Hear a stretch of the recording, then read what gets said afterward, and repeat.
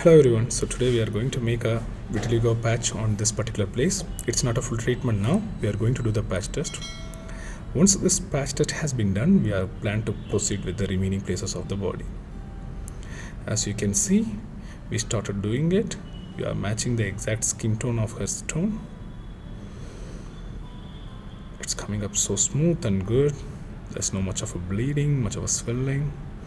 And we highly recommend everyone to be at least wait for 30 days after the patch test has been done.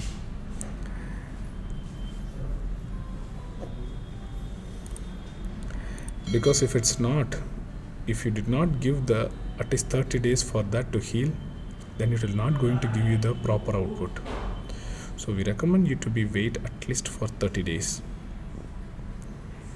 Once the patch test has been done, 2 weeks is maximum the healing period time, and another 2 weeks we call that as a cooling period time. So in that duration we can get to know how much the skin is getting accessed with this and how it's accepting it, and what are all the possibilities of output in the future.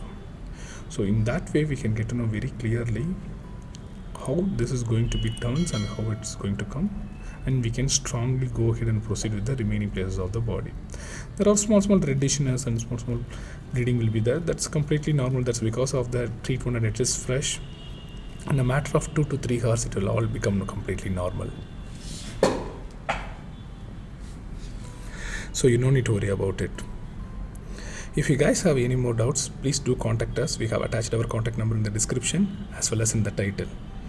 Our team will be help you out with all the details. See, now the process has been completed and it is so smooth and good, and we'll be upload the heal tattoo so soon. Don't die nude.